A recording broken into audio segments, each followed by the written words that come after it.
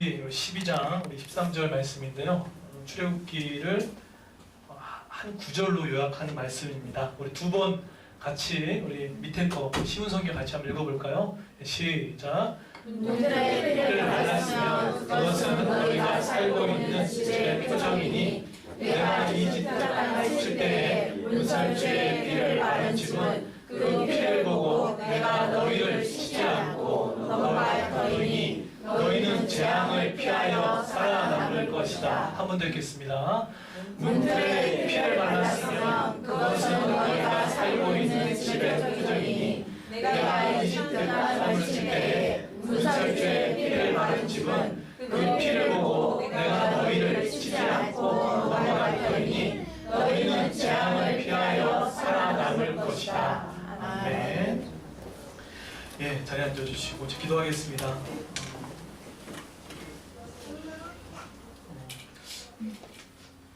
성령께서 우리의 속사람을 다스려 주시고 우리의 생각과 마음을 다스려 주시고 하나님의 말씀으로 우리의 모든 생각과 마음이 정돈될 수 있도록 주님 도와주시옵소서. 우리 안에 있는 죄의 본성 등 또 죄의 뿌리들 주의 보혈로 씻어주시고 하나님 알고도 짓고 또 부지불식간에 지었던 우리의 모든 죄악들이 예수 그리스도의 그 보혈의 은혜로 다 용서하여 주시옵기를 간절히 기도합니다. 하나님 오늘 하나님 말씀이 오늘 선포될 때에 이 말씀을 가로막는 우리의 모든 육신의 자아와 우리의 생각의 틀이 다 깨지게 하시고 정말 우리 하나님의 신령 하나님의 말씀이 온전히 증거될 수 있도록 도와주시옵소서. 하나님 한 사람 한 구절의 말씀을 통하여서 인생이 변했던 사람들이 참 많이 있습니다. 그런 동일한 은혜가 오늘 한 번의 예배지만 또 한 번의 설교지만 오늘 이 구절을 들을 때 말씀을 들을 때 우리의 전 생애와 전 삶이 바뀌고 회복될 수 있는 시간 될 수 있도록 주님 도와주시옵소서. 예수님의 이름으로 기도드렸습니다. 아멘. 여기 앞뒤 좌우로 한번 인사하겠습니다. 잘 오셨습니다. 같이 한번 인사해 주십시오. 네.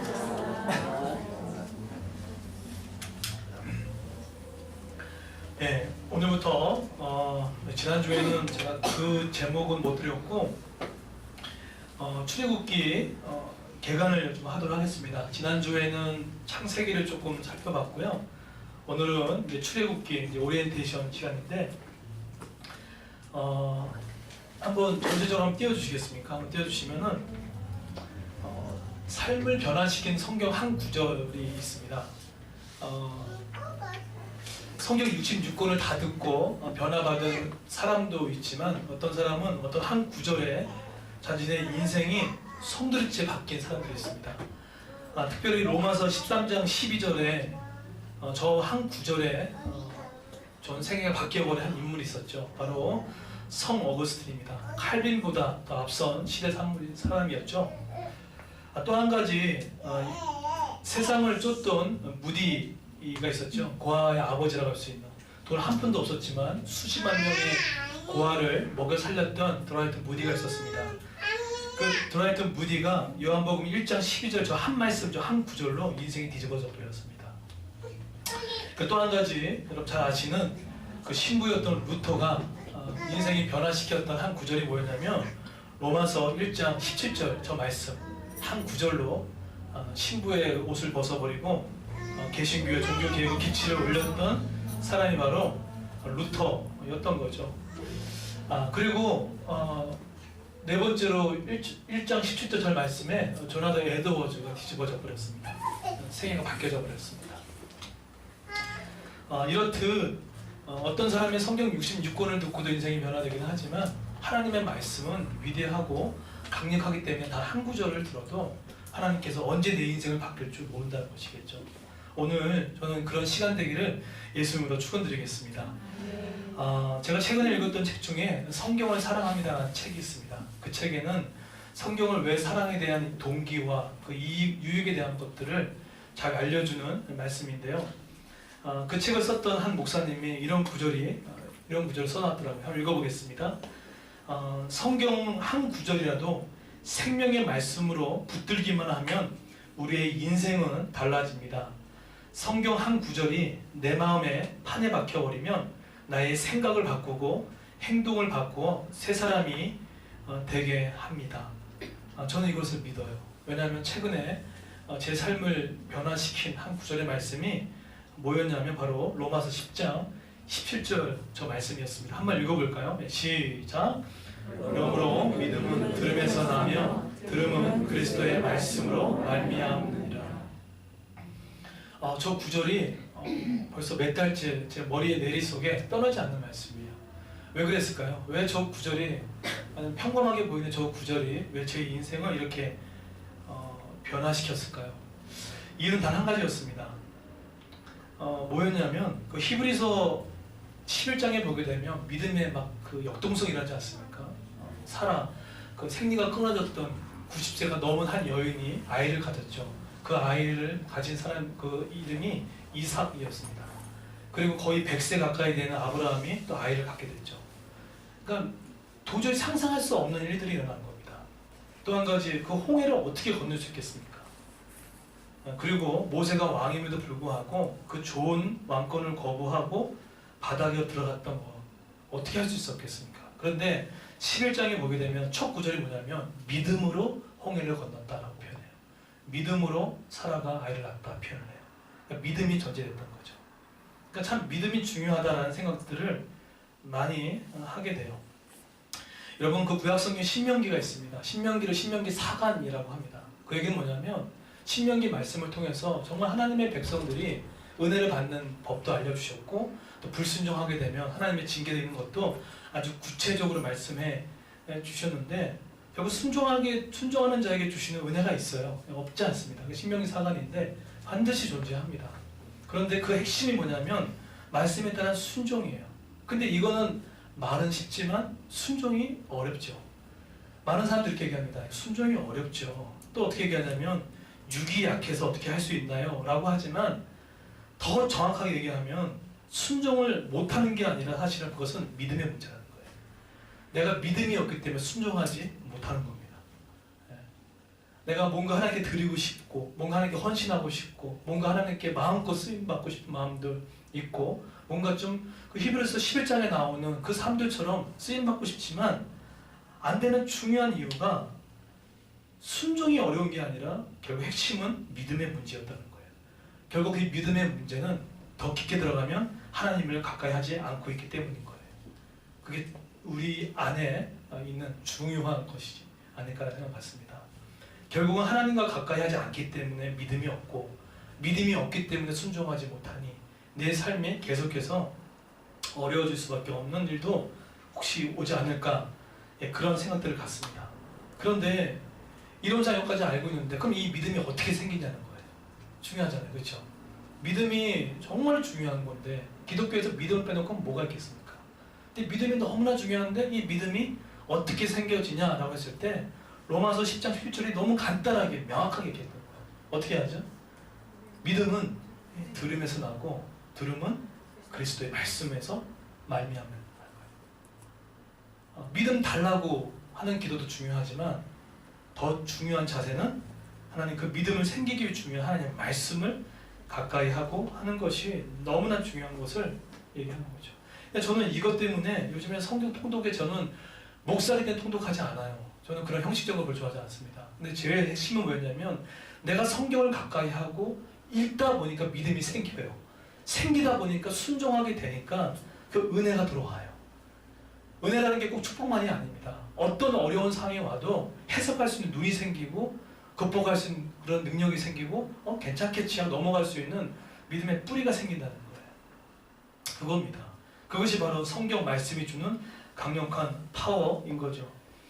그런데 우리의 현실은요, 성경을 그렇게 알고 싶고 읽고 싶은데 그 맥을 못 잡아가지고 성경을 그냥 갖고 다니는 곳에 그런 현실이 너무 많은 것 같아요. 그래서 성령께서 우리 교회나 저희 마음을 아셨던 것 같아요. 계획한 거 없습니다. 3주 전부터 하나님께서 예레미야를 통해서 구약 22권을 전체적으로 개괄을 시키셨고요. 그 2주 전에는 신약을 개관하셨고, 또 지난주에 기억나십니까? 구약을 또 이렇게 나누지 않았습니까? 하나님께서 지금 그레이스 교회 가운데, 우리 성도들 가운데 믿음이 생기고 중요한 하나님의 말씀을 조금 더 넓게, 그렇지만 핵심을 알기를 원하는 그런 마음들이 들었습니다. 그래서 지난주부터 이제 오늘부터 시작해서 이제 성경 권별 설교를 할 생각입니다. 그래서 오늘이 만약에 출애굽기를 하면은 다음 주에는 레위기를 할 겁니다. 그리고 민수기를 할 거고, 그 다음에 신명기, 이런 식으로 계속 나가서 여러분이 갖고 다니시는 성경책을 읽을 때 전체 맥을 잡고 갈 수 있게끔 도움을 드릴 겁니다. 그래서 되도록이면 이런 설교는 목사 설교로 듣지 마시고 성경을 읽기 위해서 꼭 한 번씩은 집중해서 들었으면 좋겠다는 생각을 갖습니다. 그리고 한 가지 제가 지침인사 측의 그 부탁 말씀으로는요, 한 가지는 오늘 주일 설교 들은 후에 이것이 나에게 믿음이 생기기 위해서는 오늘 이 말씀을 읽는 것이 중요하다는 사실. 그러면 정말로 믿음이 생겨나가서 하나님의 은혜 가운데 살아갈 줄 믿습니다. 자, 오늘 그러면 시작하도록 하겠습니다. 어떻게 출애굽기를 읽을 것인가, 다음 거 한번 띄워주십시오. 자, 두 번째죠. 네, 두 번째. 어떻게 출애굽기를 읽을 것인가. 출애굽기를 성경을 연구해 보니까 정말 기가 막힌 책이에요. 성경 66권 자체가 기가 막힌 책이지만 이 성경 특별히 이 출애굽기가 이렇게 귀한 말씀인지를 공부하면서 더 많이 깨닫게 되었습니다. 저자와 그 기록 연대를 보게 되면 BC 1406년 또 BC 1406년 그 사이에 모세 임종 이전에 이 출애굽기가 적혀졌습니다. 그리고 제목은 출애굽기라고 하는데, 여러분 히브리인들은요 제목을 지을 때 어떻게 짓냐면 그 책의 첫머리 있지 않습니까? 책의 첫머리에 구와 절을 따가지고 책 제목을 짓습니다. 듣는데 그래서 그거를 히브리어로 웨넬레 쉐모트라고 하는데 이렇게 표현해요. 그리고 이것은 뭐뭐 이름들이라고 이렇게 표현을 합니다. 라고 하는데, 자, 한번 출애굽기 12장, 자, 한번 다시 같이 볼까요? 출애굽기 12장 1절 한번 보시면, 1장 1절 보시겠습니까? 성경책을 갖고 오신 분은 자, 한번 읽어볼게요. 제가 한번 읽겠습니다. 출애굽기 1장 1절에 보시면, 야곱과 함께 각각 자기 가족을 데리고 애굽에 이른 이스라엘 아들들의 이름은 이러하니 라고 나옵니다. 여기서 이 히브리 어문에는 이렇게 표현해요. 그리고 이것은 누구누구의 이름들이라고 표현합니다. 접속사 와우가 포함되어 있는 거예요. 결국 이 얘기는 뭐냐면, 이 이야기는 창세기 46장부터 50장의 그 말씀을 받아서 쓴 글인 거예요. 네, 이해되시겠죠? 그러니까 구별된 책이 아니라 창세기 46장과 50장에 나오는 그 족장의 이야기를 이어서 나온 이야기를 하고 있습니다. 이것을 히브리어 성경을 헬라어로 번역했던 것으로 해서 엑소도스라고 표현을 합니다. 헬라어로 엑소도스라고 해요. 하는데 창세기 1장부터 11장에는 그 4대 사건이 나오죠. 창조, 타락, 그 다음에 심판, 구속이 나옵니다. 그 다음에 창세기에는 4대 족장이 나오죠. 첫 번째 족장은 누구죠? 아브라함. 두 번째 누굽니까? 이삭. 그 다음 누구죠? 야곱. 아주 강교한 야곱이었죠. 그 다음에 마지막 누구입니까? 요셉. 이 스토리예요. 그러면 오늘 출애굽기는 누구의 스토리일까요? 그 4대 족장의 후손들의 이야기 스토리라는 거예요. 네.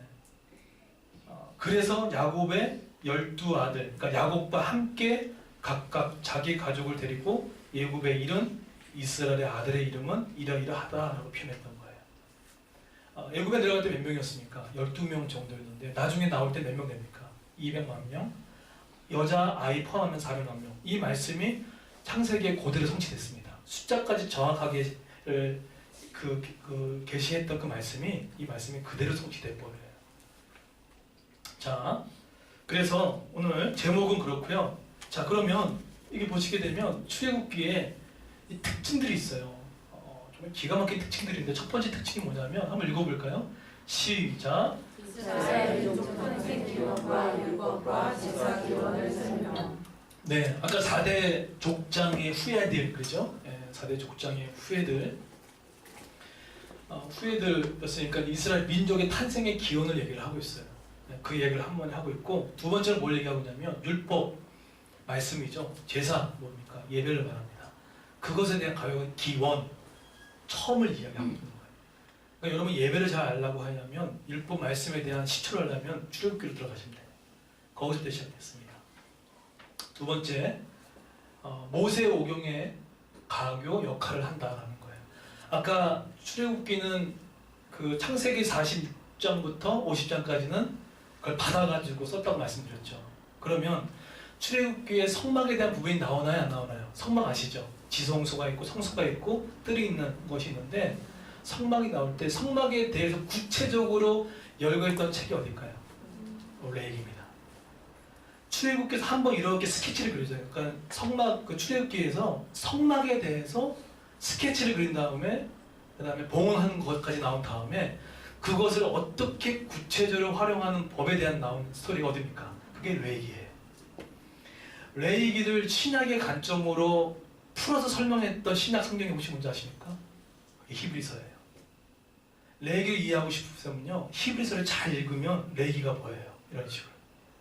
그렇듯 지금 오늘 이 출애굽기는 레위기까지도 지금 가교 역할을 하고 있는 되게 중요한 말씀인 거죠. 자, 그러면 또 어떤 가교 역할을 할까요?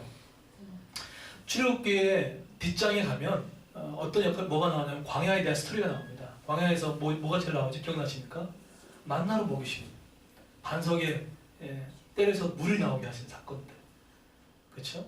그 스토리를 조금 더 확장해서 잘 담아져 있는 성경책이 뭡니까? 그게 민수기예요. 이렇듯 출애굽기는 모든 성경을 지금 가교 역할을 하고 있어요. 또 한 가지, 신명기는 모세 세 편의 설교, 회고록 같은 겁니다. 근데 율법에 대한 것을 조금 더 구체적으로 설명해 준 책이 바로 신명기인 거예요. 이게 바로 이 출애굽기가 가지고 있는 중요한 강점이에요. 그래서 한번 출애굽기만 잘 읽어도 창세기, 그렇죠? 창세기, 그다음에 레위기, 민수기, 신명기까지 잘 읽을 수 있는, 연결고리가 다 들어갈 수밖에 없는. 구약 성경은요, 어떤 흐름이 다 있습니다. 그러니까 구약과 신약은요, 분절된 게 하나도 없어요. 다 그 흐름에 따라가고 있어요. 자, 세 번째 한번 읽어볼까요? 세 번째 시작. 그거 말고, 세 번째 시작. 신약에서 가장 많이 인용한 책 출애굽기. 네, 신약에서 가장 많이 인용한 책 중에 하나가 바로 출애굽기. 그 중에 가장 많이 인용한 분이 누구신지 아십니까?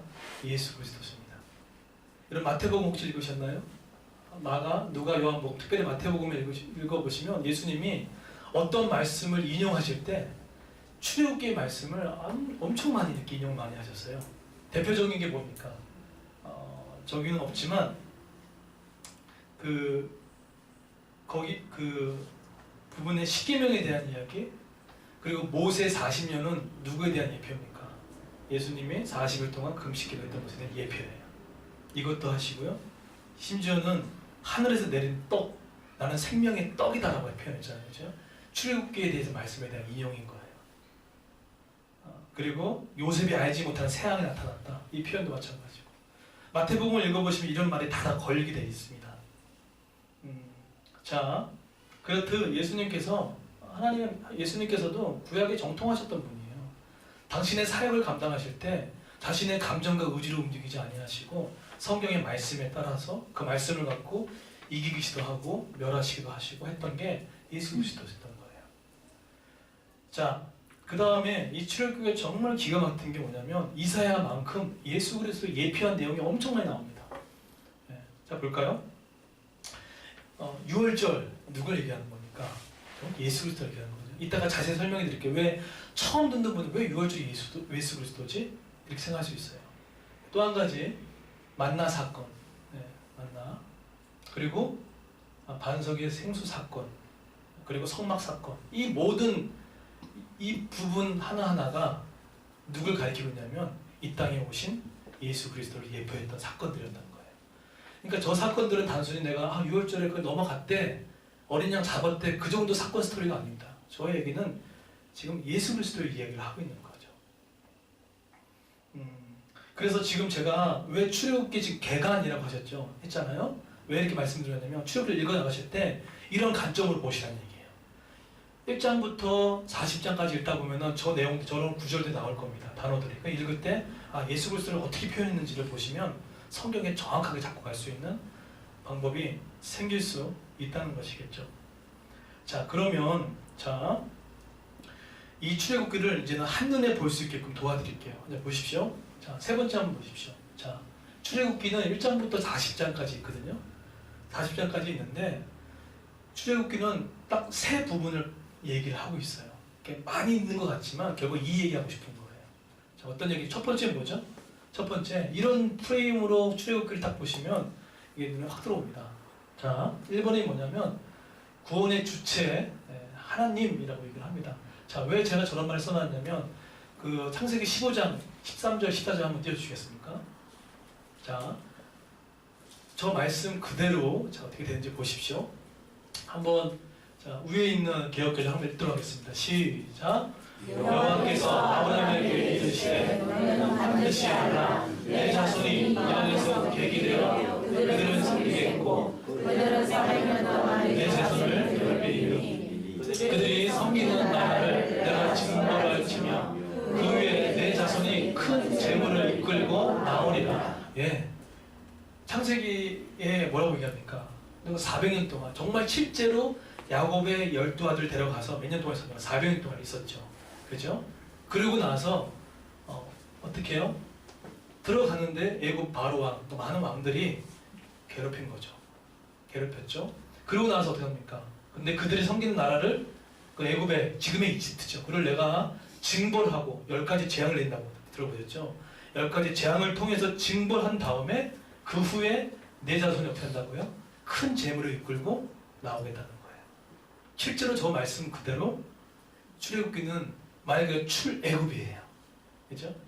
저 말씀의 예언을 먼저 해주신 거고 그 말씀이 출애굽기 가운데 그대로 성취되고 있는 것들을 보고 있는 거예요. 구약에서 얘기했던 것을 바로 신약에만 가지 않고 바로바로 하나님께서 약속하신 하나님, 성취하신 하나님으로 이렇게 가야하는 거죠. 그런 거 보면요, 우리 하나님이요 정말 약속을 지키시는 분입니다.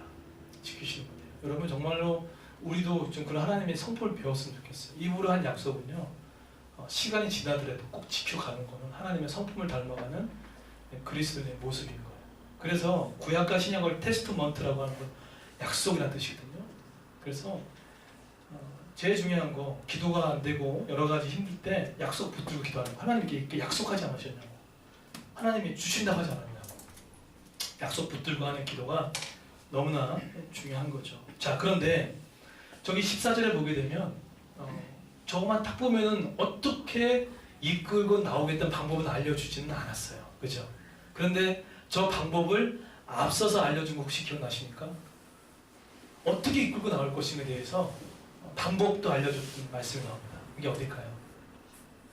창세기 3장 15절이에요. 아담과 하하가 타락하고 나서, 그렇죠? 여자의 후손을 통해서 악한 영, 마귀의 일을 멸하여서 오겠다는데 그 여자의 후손이 첫 번째로 그림으로 살짝 보여준 그림이 뭡니까? 살짝 그림을 보여주셨어요. 이게 어떤 그림이죠? 가죽옷이에요. 구체적으로 드러나지 않았죠. 무화과 잎으로 가려진 것은 전혀 죄를 감출 수가 없었는데 뭘죠? 어떻게 했습니까? 가죽옷. 그 다음에 살짝 보여준 그림이 뭘까요? 아벨의 제사예요. 아벨의 제사. 그 다음에 쭉 보세요. 예수 그리스도께서 범죄한 아담을 구원하기 위해서 조금씩 예수 그리스도의 모형을 이렇게 그림을 이렇게 계속 그려나가는 중이에요. 근데 점점 구체화되는 중이에요. 그래서 신약에는 그걸 비밀이라고 이렇게 해놨어요. 비밀. 자, 그러면 아벨의 제사 다음에 뭐가 있었습니까? 다음 뭐 있었죠? 어떤 그림을 보여줌으로 여자의 후손 예수 그리스도를 살짝 보여놨습니까?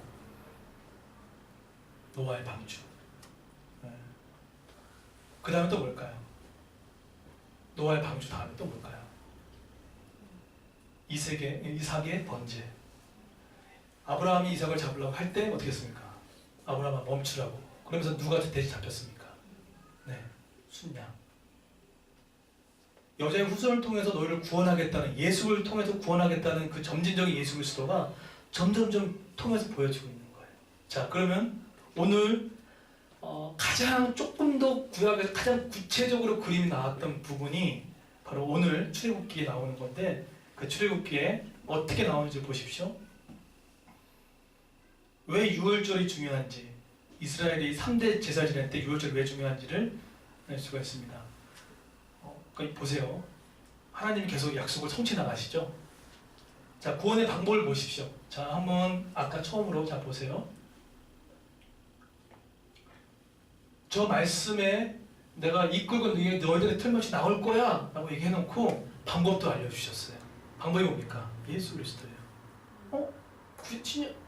출애굽기 읽으면 예수 그리스도 단어가 없는데 왜 예수 그리스도지? 이해가 안 되잖아요. 근데 잘 보십시오. 그 출애굽기는 1장부터 18장까지 한 부분 나눠지고요. 그리고 출애굽기는 19장부터 40장까지 딱 두 파트 나눠집니다. 그런데 출애굽기 1장부터 18장은 약 2개월 정도의 시간이 걸렸습니다. 근데 19장부터 40장은 11개월 정도의 시간이 지났어요. 그러니까 별로 많이 안 지나는 시간이 된 거죠. 그런데 자, 1장부터 18장의 핵심 스토리 내용이 라인이 적어요. 스토리 라인이. 뭐가 나오냐면 압제받는 이스라엘, 모세와 바로의 대결, 여호와의 10대 재앙, 그 다음에 유월절과 출애굽, 광야에서의 인도와의 보호. 저게 1장부터 18장에 나온 내용입니다. 자, 그런데 1장부터 18장에서 가장 중요한 거 여러분 하나 뽑으시라면 뭘 뽑으시겠습니까? 네.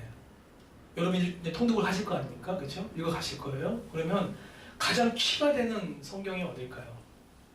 어딜까요?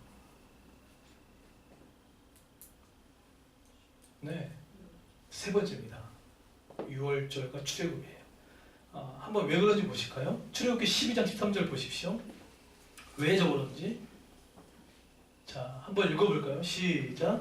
내가 애굽을 볼 때 그가 너희가 사는 집에 있어서 너희를 위하여 표적이 될지라. 내가 피를 볼 때 너희를 넘어가리니 재앙이 너희에게 내려 멸하지 아니하리라. 예. 이스라엘 백성들이 야곱의 12아들이 내려가서 400년 동안 200만 명 정도 되었던 엄청난 많은 수가 불어났습니다. 그때 왕조는 hit소스 왕조였습니다. 왕이었는데 이 애국 바로가 이제 좀 두려움에 떨었던 거예요. 야, 저렇게 커지다가는 전복이 일어날 수 있겠다 라는 생각이 들어서 더 심각하게 압제하기 시작을 했죠. 그런데 하나님께서 이제 모세를 불리셔가지고 출애굽시키는 사명을 주셨고 이제 바로와 대결을 시킵니다. 그래서 여호와의 10대 재앙이 나오는데, 여러분 재앙 중에 10가지 혹시 기억나는 거 혹시 뭐 있습니까? 하나님이 애굽 땅을 멸하기 위해서 10가지 재앙을 줘버렸어요. 혹시 뭐가 있을까요? 첫 번째 뭘까요? 기억나십니까? 재앙을 줄 때? 네? 장자는 나중이고. 네. 뭘로 재앙해? 우리 병정대 아실 것 같은데. 네? 뱀, 개구리, 또 뭐 있을까요? 메뚜기, 또 뭐 있을까요? 저 모른다고 자꾸 대지 마시고. 네? 흑암도 있고, 또 뭐 있을까요? 파리도 있어요. 네?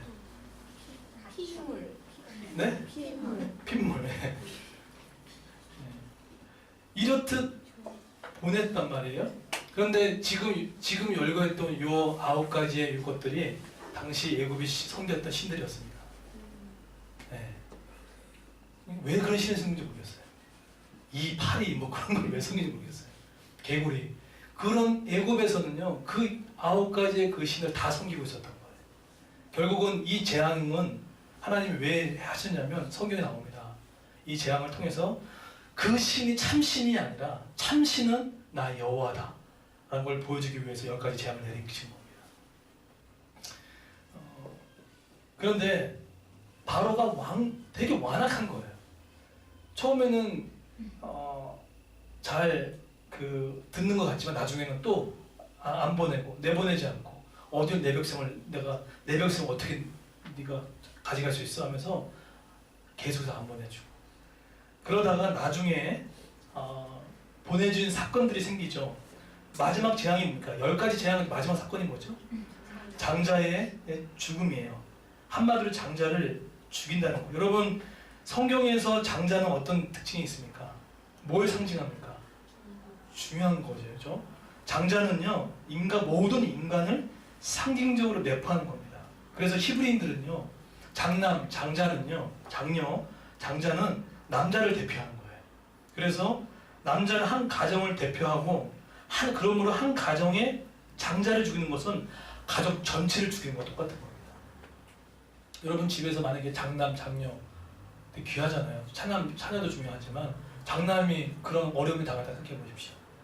그런데 어쨌든 모든 인류의 장자 되신 분이 누구십니까? 예수 그리스도인 거예요. 모든 인류의 장자 되시고 우리 온 가정의 장남 되신 그분께서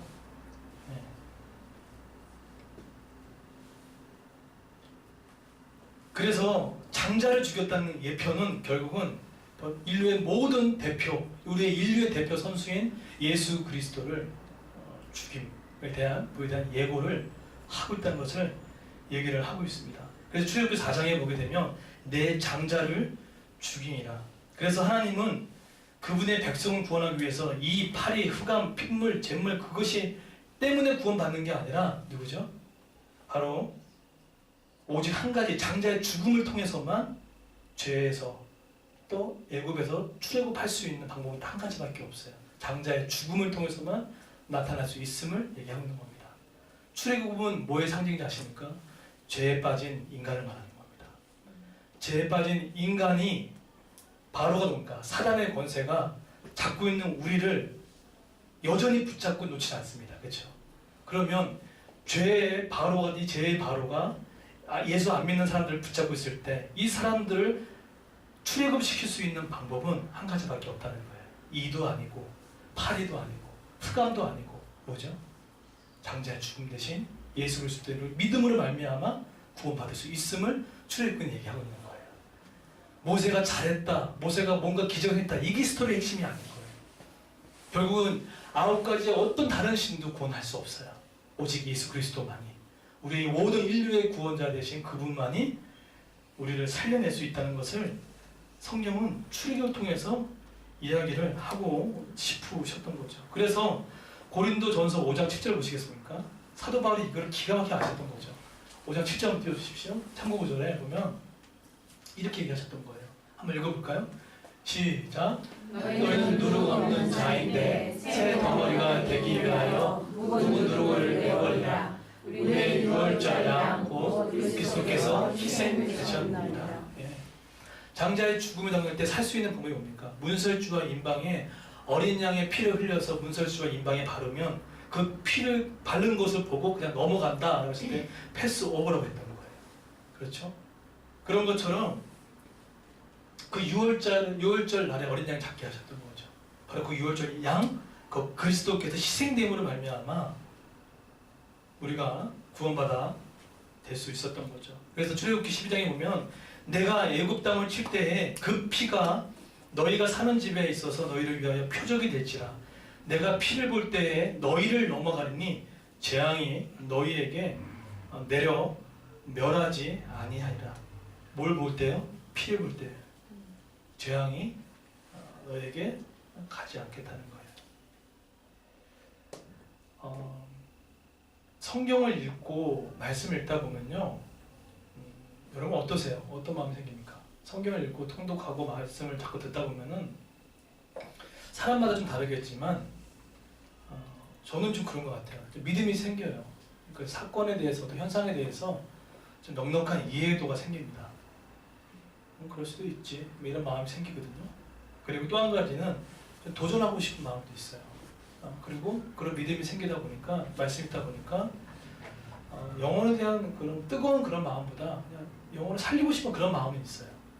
그 마음이 들어요. 그런데 정말 세 번째가 너무 어려워요. 왜냐하면 목사의 신뢰도가 떨어진 이 시대 가운데 목사의 말 한마디가 사람의 마음을 변화시킨다. 기독교가 많이 욕을 먹는 이 시대 가운데 기독교의 이름으로 복음을 전한다는 것은 참 어려운 시대를 살아갑니다. 한 영혼을 구원하는 그 마음 할 때 정말 어떤 느낌이냐면 벽을 대하는 느낌이에요. 도저히 안 될 것 같은 생각들이 들어요. 예. 그래서 마치 10가지 재앙 중에 9가지 재앙을 그래도 최선을 다해요. 2든 8이든 9가지 할 수 있는 모든 일 다 합니다. 친절도 해보고 말도 제대로 해보고 격려도 해보고 선물도 보내고 시간도 보내고 식사도 하고. 그런데 결정적인 순간에는요 예수 그리스도를 받아들이지 않아요. 이상하게 받아들이는 사람도 있지만 어느 순간에 잘 안 되고 어느 순간에는 이게 뭐라 할까요? 딱 벽에 막힌 기분이에요. 이건 안 될 것 같다는 마음이 들어요. 그런데 그럴 때 정말 마치 어떤 느낌, 지금 말씀을 주면서 그럴 때 어떤 마음이 드냐면 그 9가지 재앙을 다 9가지의 모든 표적을 다 쓴 기분인 거예요. 근데 도저히 안 돼요. 그런데 그런 마음을 갖고 있다가 그 벽 앞에 섰을 때 놓고 그 영혼 놓고 기도하고 상황과 환경을 놓고 기도하면 어느 순간에 내가 정한 시간이 없어요. 어느 순간에 그 사람을 만나게 하거나 할 말을 물려주시거나 상황들을 열어주시거나 통해서 그 사람들이 갑자기 그냥 할게요. 때로는 갈게요. 때로는 믿을게요. 여러분 이것이 여러분 그 놀란 적 없습니까? 이게 너무 그냥 너무 자연스럽게 탁탁 열리는 느낌인 거예요. 전에는 마치 9가지에 딱 묶여 있어가지고 안 될 것 같은 일들이 하나님을 의지하고 했을 때 그것이 딱 열리는 기분들이 들 때가 있어요. 구원의 문제는 우리가 노력해야 됩니다. 노력 안 할 수는 없어요. 최선을 다해야 됩니다. 그러나 참된 구원은 하나님께서 역사하시고 그 마음을 변화시켜야 비로소 그 사람이 주 앞에 나올 수밖에 없다는 겁니다.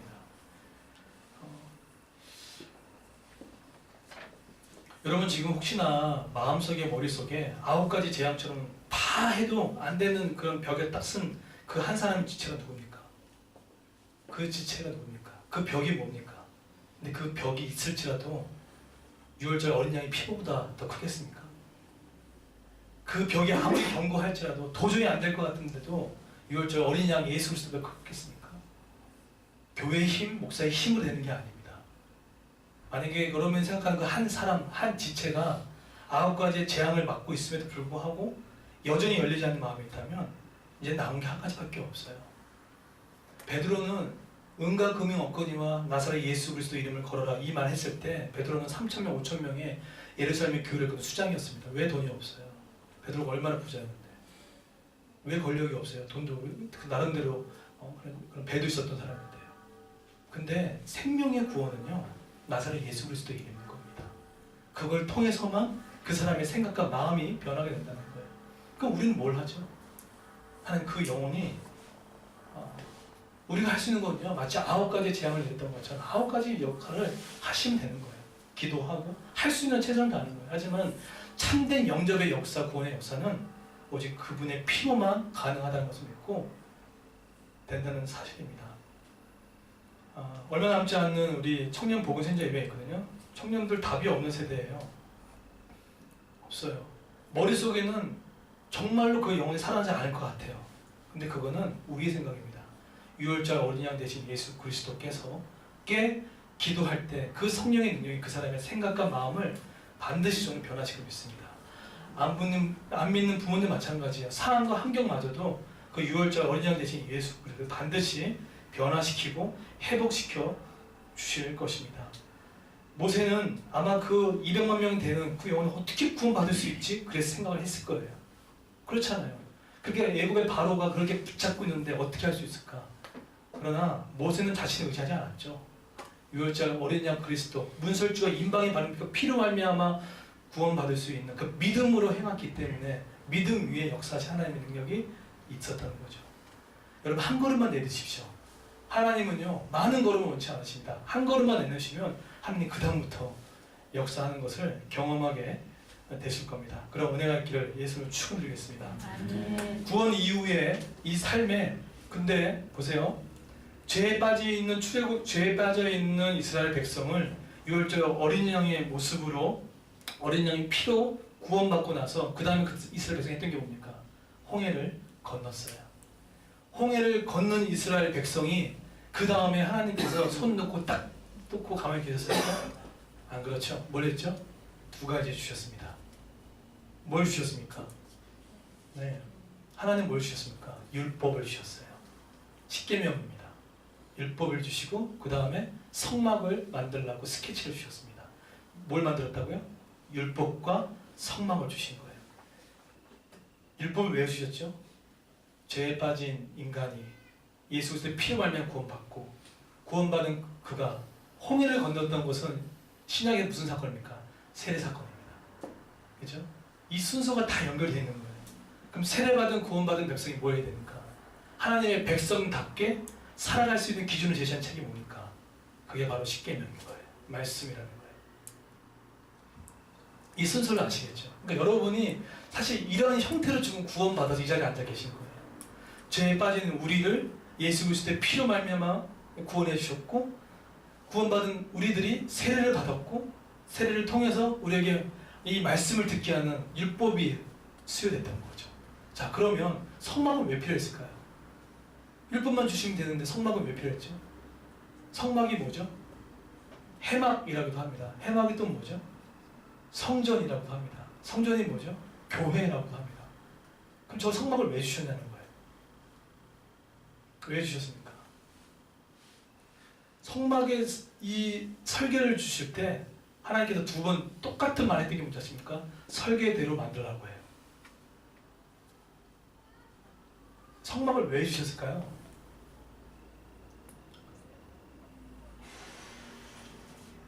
성막, 여러분 성막은 그림 한번 띄워주시겠습니까? 네. 이 성막인데요.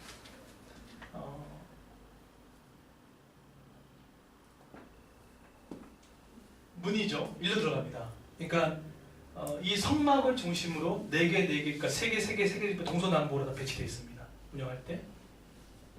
한데 많은 문이 있지만 이쪽이 이 하얀색 부분은 이방인 뜰이라고 하고 이 부분을 이제 그 성막의 뜰이라고 합니다. 그렇죠? 그다음에 성소가 있고 지성소가 있습니다. 그래서 우리는 이 문을 통해서 예수 그리스도의 문을 통해서 우리가 들어가는데, 자, 저 번제단 보이시나요? 네, 번제단. 그 다음에 여기가 뭡니까? 네, 이게 물두멍이에요. 번제단이 뭐죠? 죄를 지은 사람들이 자신의 죄를 어떡합니까? 네, 태워서 태우는 곳입니다. 그죠? 그 다음 물두멍에서 뭡니까? 손을 씻고 죄를 씻는 공간이죠. 그러고 나서 성소에 들어가서 마련된 진설병사, 떡상이라고도 합니다. 그 다음에 금등대와 금향단이 있죠. 진설병상은 바로 예수의 말씀, 떡상을 얘기합니다. 그러고 나서 지성소 안에는 저기 증거계라고 하지만 증거계 니꼬로, 언약계 니꼬로, 법계라고도 합니다. 다양한 표현이 있어요. 근데 어쨌든 그냥 법계라고 하시면 돼요. 그런데 법계를 덮고 있는, 법계 안에 덮고 있는 것 중에다가 속죄소라는 게 있습니다. 저게 왜 필요했을까요? 제가 하고 싶어하는 이거였습니다. 그게 왜 필요했을까요? 법계와 속죄소가 있는데 법계 하나님 말씀만 있으면 되잖아요. 그렇잖아요. 근데 속죄소가 왜 필요했을까요? 왜 필요했을까요?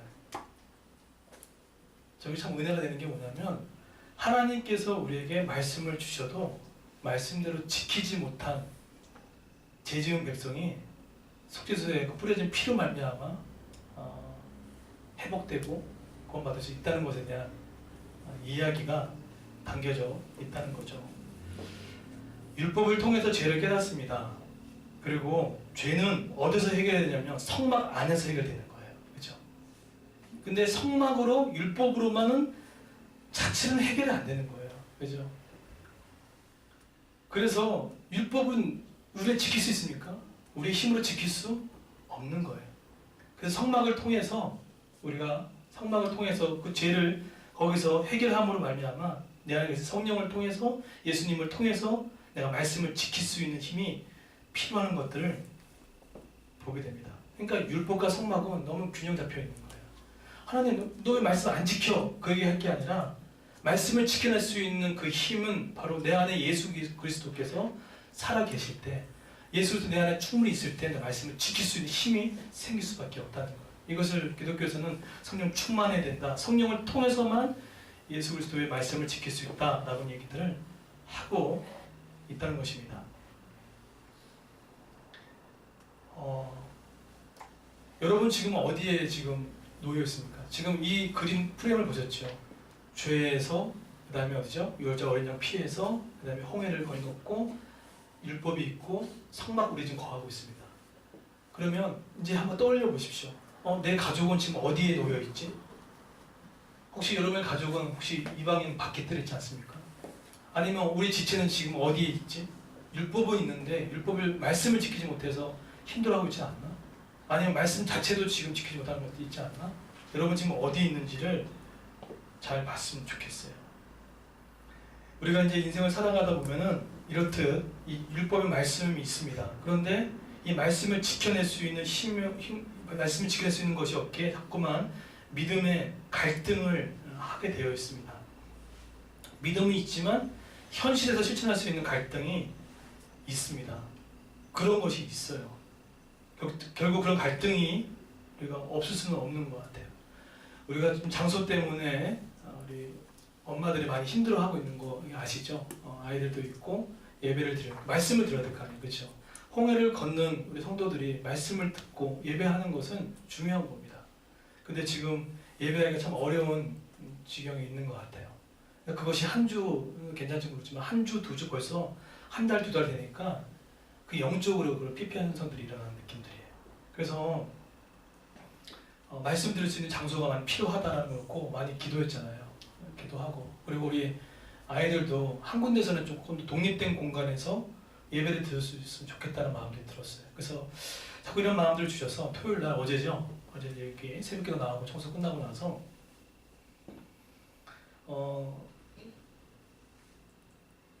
근데 어떻게 할 수 있는 상황들은 안 되잖아요. 그렇죠?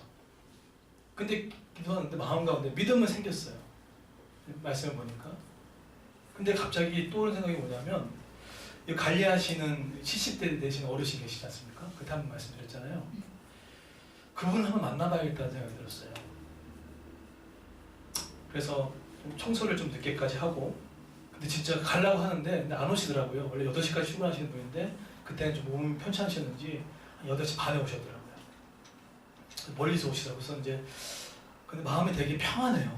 평안해가지고 제가 또 그분 계속 지금 전도하려고 기도하는 분이신데 제가 이렇게 말씀을 드렸어요. 저기 우리 이제 그 부부 성경 공부를 하는데 우리 그 하는 지체 중에 임산부가 있다고 그래서 이제 좀 주일날 부부 성경 공부를 하기로 했거든요. 아침에 예배 전에 그리고 우리 아이들도 마찬가지고 그래서 장소가 좀 필요한데 그런 얘기를 드렸어요. 그랬더니 이제 3층 올라가 봤어요. 3층 올라가 3층이 벌써 10년째 비어 있대요. 10년째 비어 있는데 무슨 흉가인 줄 알았어요. 비어 있어요. 근데 현대 상선인가 있었던 장소인가 봐요. 그래서 이제 여기 올라갔는데 넓어요, 되게 크고 넓어요. 근데 막 이런 그 기자재가 많이 있더라고요. 이렇게 사무용품들 책상 안에 널브러져 있고 이제 그랬죠. 근데 그러고 나서 이제 내려왔는데 그런 다음에 이제 제가 근데 거기라도 조금 이제 쓸 수 있을까 해서 여쭤봤더니 이분이 그냥 어떤 말씀을 하시냐면 거기는 이제 너무 조금 이렇게 좀 치울 게 너무 많으니까 밑에 1층 내려오시면 관리 사무실 있잖아요. 네, 거기를 쓰라는 거예요. 근데 거기는 성인 남녀 한 조금 넉넉하게 들어가면 4명 들어가요. 네, 오늘도 아까 거기 있다가 왔거든요. 여기 나왔는데 제가 그렇게 당회장실에 달라고 했는데 하나 관리실 주셔야 돼요. 네, 거기를 우선은 어르신이 키를 주면서 그 성경 공부할 때까지 7주 동안 쓰라고 주셨어요. 그래서 아마 그 장소는 돈 한 푼도 들어가지 않고 아이들도 거기 가가지고 또 성경 공부할 수 있는 장소로 좀 허락이 된 것 같아요. 그래서 참 그런 일들을 겪은 거죠. 그러니까 말씀은 있어요. 말씀 내가 듣고 그래 순종해야지 있어도 그 내가 현실 앞에 보이지 않는 그것은 정말로 그때는 내가 하나님께 붙들어야 할 시간이고 기도할 시간이지 고민하고 염려할 시간이 아니라는 생각이 들었어요. 그러면서 이 어르신께서 3층보다는 힌트를 주게 이렇게 하더라고요. 귓속말로 내가 힌트를 줄게. 무슨 힌트니까 이왕 얻을 거면 1층에서 1층을 얻어. 그런 거예요. 그러니까 1층이 여기가 한의원자리인가 근데 장사가 좀 미운 틀이 바뀌었나 봐요. 근데 이제 잘 돼야죠. 잘 돼야 되는데 어쨌든 이제 그렇게 이제 하는데 죄에서 구원받은 유월절 어린 양 피로 구원받은 우리가 홍해에서 세례를 받고 말씀을 갖고 살아간 존재이지만 우리는 말씀대로 살아가다 보면 현실을 부딪히게 될 수밖에 없는 존재들입니다. 근데 그 존재 가운데 여전히 넘어질 수밖에 없고 한계에 부딪히는 가운데 우리에게 성막을 주신 이유는 바로 그 성막 가운데 예수 그리스도 앞에 나아가서 그 진설병 떡을 의지하고 말씀을 의지하고 분향단을 향해서 뭐라고 얘기했죠? 그 분향단이 향단이 꺼지지 않게 해달라고. 뜻이 뭡니까? 기도를 끊지 말라는 뜻이었어요. 그 안에서 말씀과 기도가 떨어지지 않아 나갔을 때 그 하나님께서 우리의 그 믿음과 현실의 갈등의 중간을 뛰어넘어 하나님께서 역사하신 놀라운 일이 있음을 우리 믿고 나아가는 저와 여러분 되기를 예수님으로 축원드리겠습니다. 예, 제가 다 같이 한번 일어나셔가지고요. 우리 6월절 어린 양의 피로 같이 한번 찬양하고 마치도록 하겠습니다.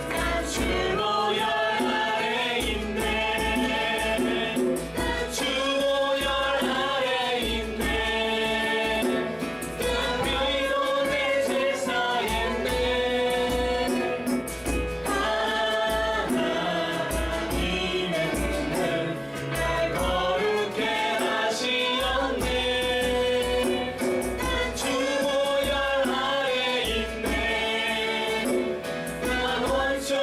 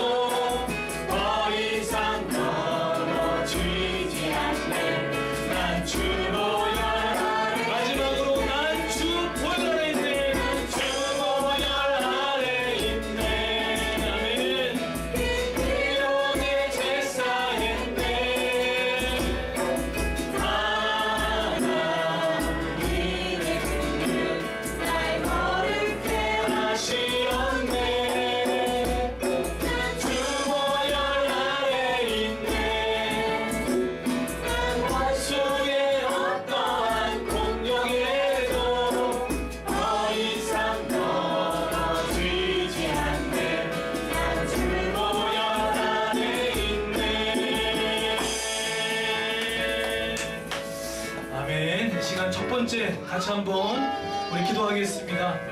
죄의 압제 안에 놓여있던 우리가 유월절 어린 양의 피로 구원받아 세례를 받는 홍해를 건넜고 또 우리에게 말씀을 주셨고 말씀을 지켜낼 수 있는 성막을 우리 가운데 허락해 주셨습니다.